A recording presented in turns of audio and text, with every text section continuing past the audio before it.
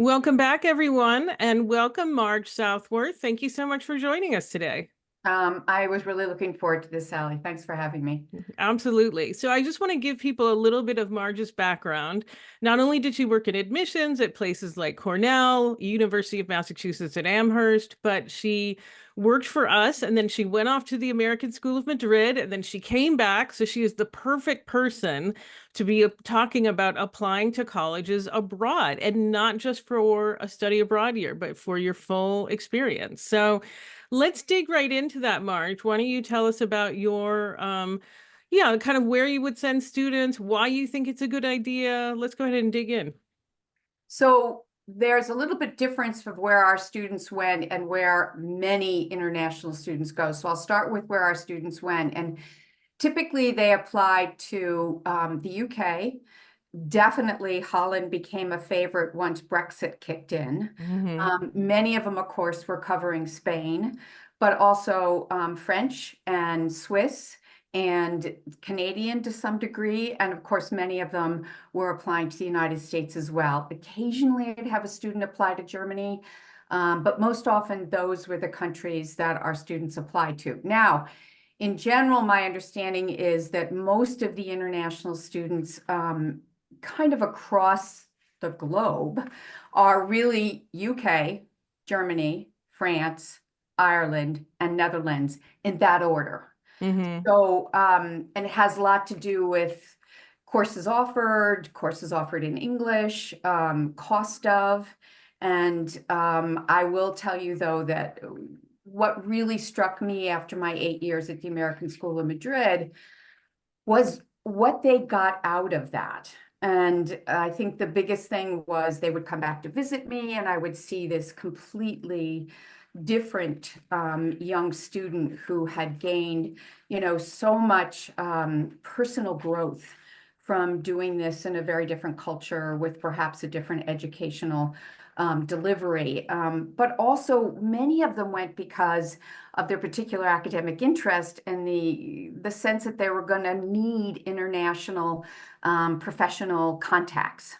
And Hmm. that this was a wonderful way to do that. And then many of them went for language learning. Many of them went for the opportunity to be a part of the world where they could travel.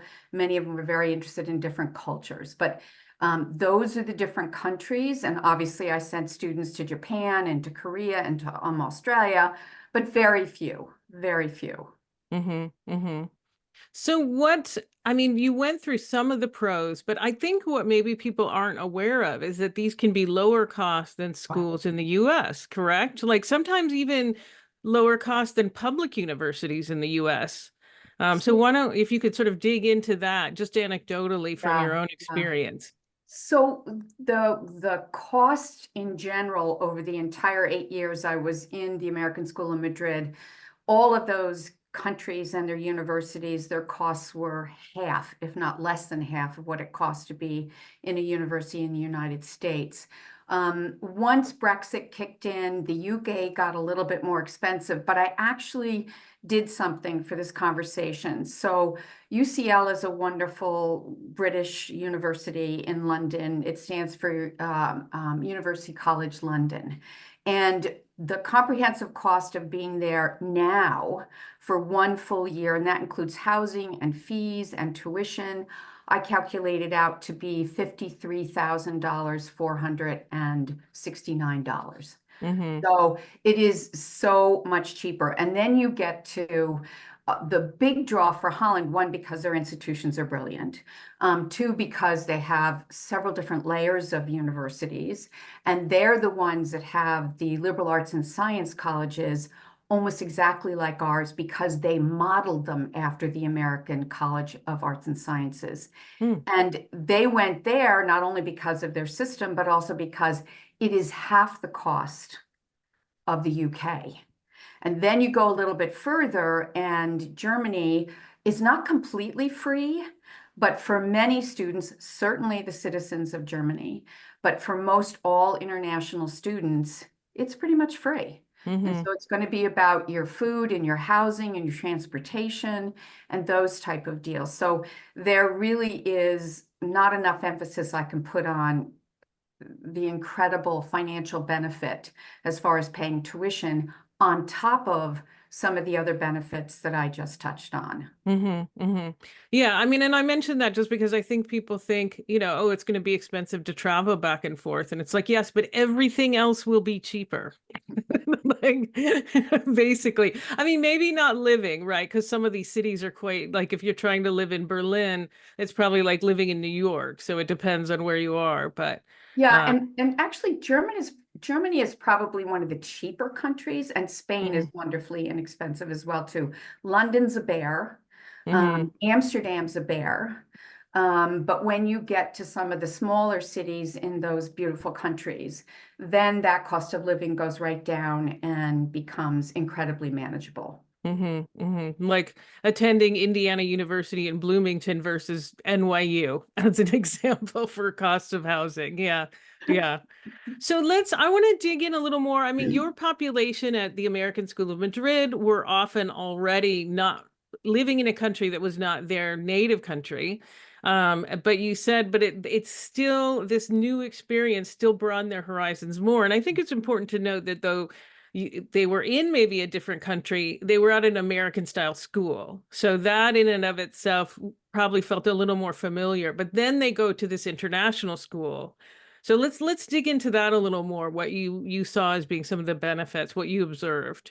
So, what a couple examples come to mind. And first of all, you're right that many of the students I worked with were students who already took the most difficult step Mm-hmm. in that they got out of their box, whether that was because mom and dad had to move for their job or because they were, in fact, I have a wonderful family that I worked with who were born and raised. The kids were all born and raised in Boston, but mom and dad were both Spanish nationals. Mm-hmm. So at some point, the children, believe it or not, talked them into going back to Spain to finish up high school and move on from there. So the one daughter who went to, many of you who listen might know, she went to Newton North High School just Mm-hmm. outside of Boston. And she was steeped in the American educational system and loved it and everything. And they made this decision to go to Spain. And so she really struggled with, this is not who I am. This is not where I want to be. Nonetheless, she had already made that big move. But when it came to university, I had every expectation that she was going to aim right back for the United States.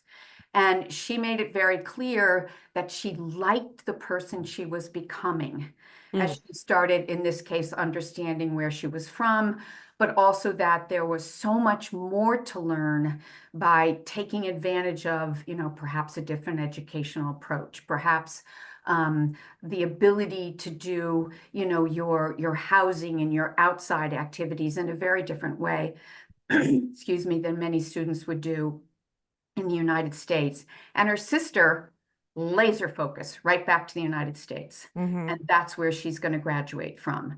So everybody has a different path, but I think that my students often came there well, most high schools, I think students feel this way because that's where they had to be, because Mm-hmm. mom and dad were there and they had to be there. But when it came to university, I was very big on saying, but where do you want to be? You don't have to be at any of the countries where everybody else goes. You don't Mm-hmm. have to be in the United States. You can be anywhere you want. And most often, they were looking for further diversity. They were Mm-hmm. looking for further excitement and meeting different people and being with perhaps the British call this wonderful sandwich year, not unlike Northeastern's co-op program. And they wanted that.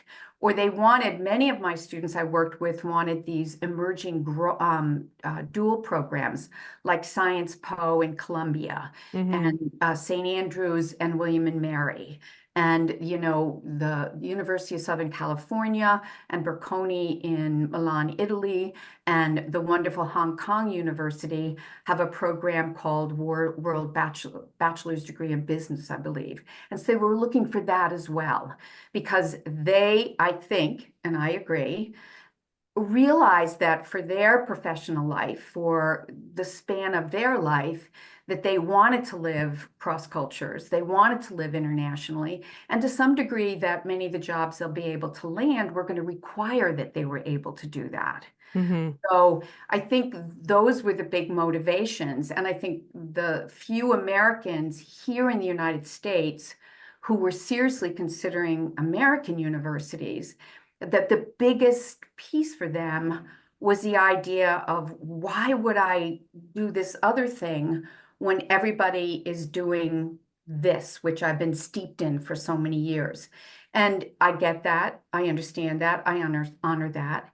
And I do, though, believe that when you will step out of the boundaries of your country, whatever that country might be, that for these young people coming up through high school now, they are often struck by how incredibly growth producing this experience can be, let alone the cost, let alone, especially in my part of the world where I was for the past 8 years, these are some of the best universities in the world. Mm-hmm. You just don't know the names of them here in the United States.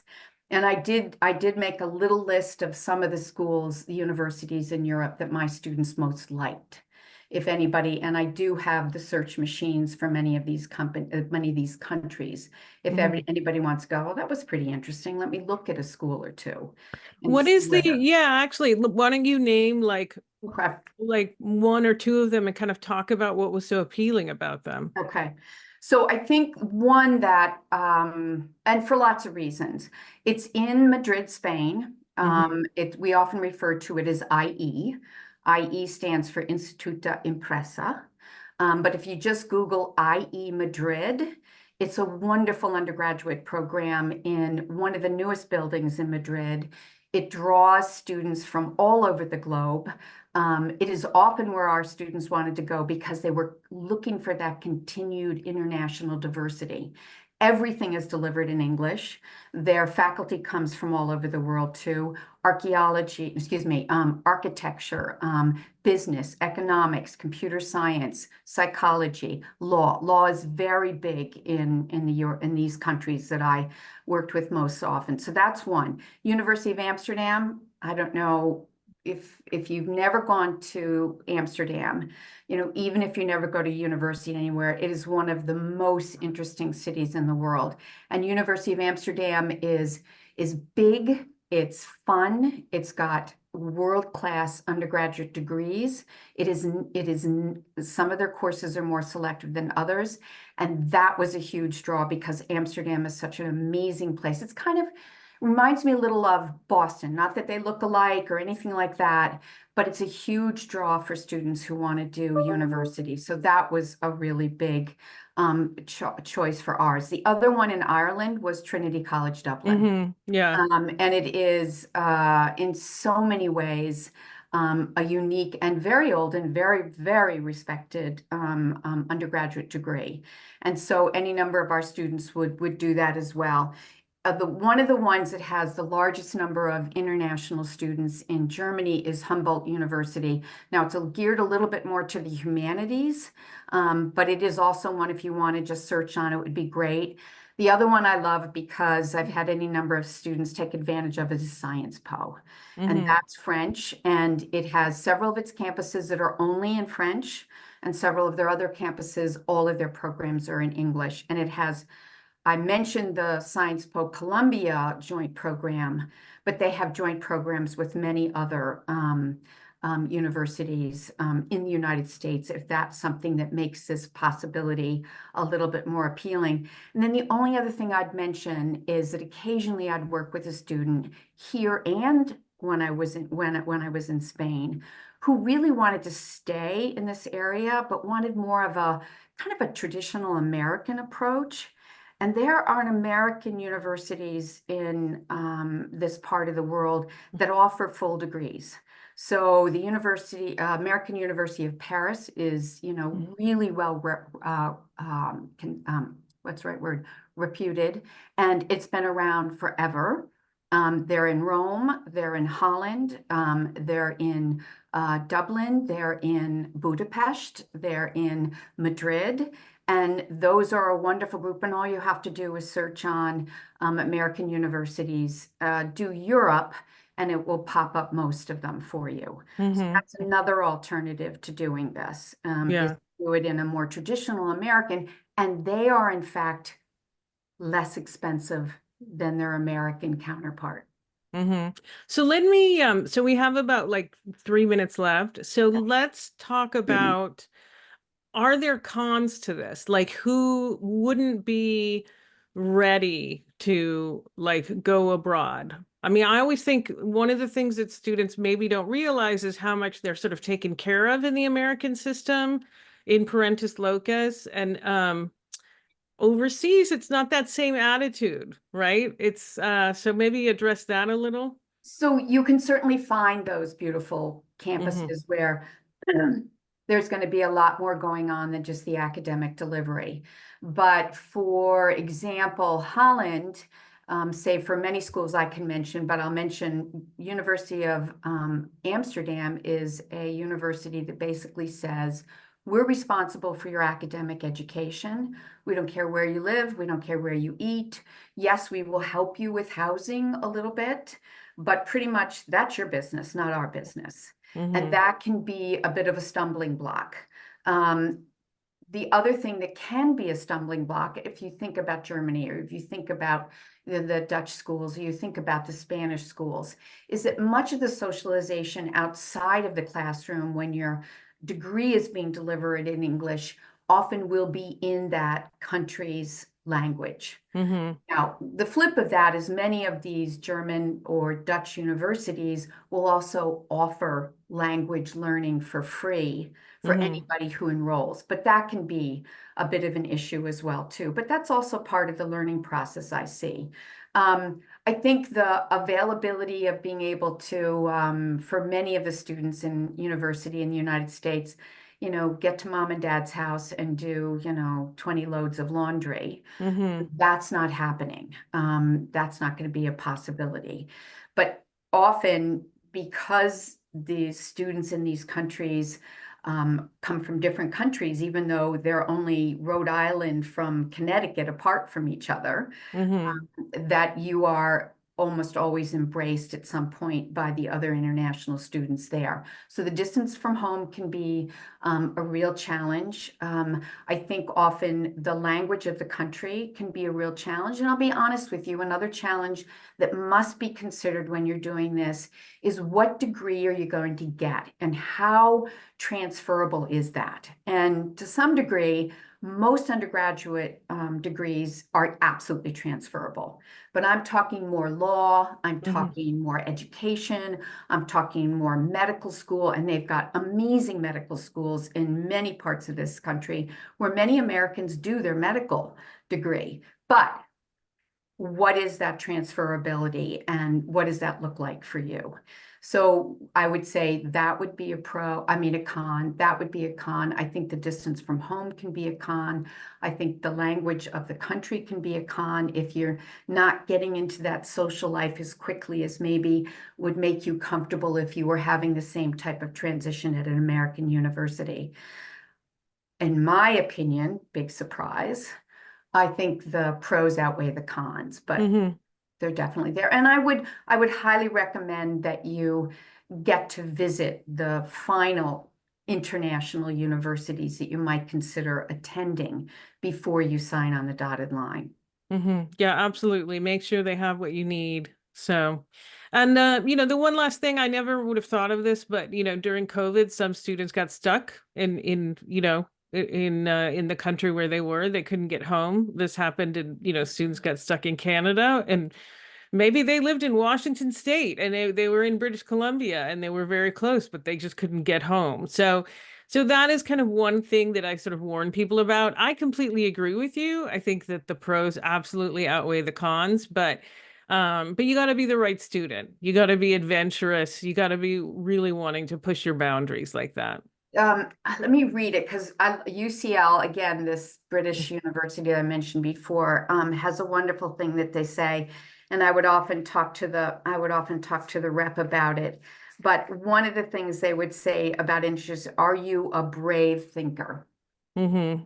And I think that even if you can't, you don't want that on a sweater, Mhm. but if you occasionally think about that, if you occasionally think about, what else is out there, what other kinds of approaches are available, that's the kind of person I would love to think would at least research it, consider it, maybe go a little bit deeper and absolutely honor their decision not to do it. Absolutely. All right. Well, we need to wrap this up, Marge, but thank you so much. You're This was welcome, great. Sally. Thanks for taking time. Take care. Absolutely. Bye. Bye.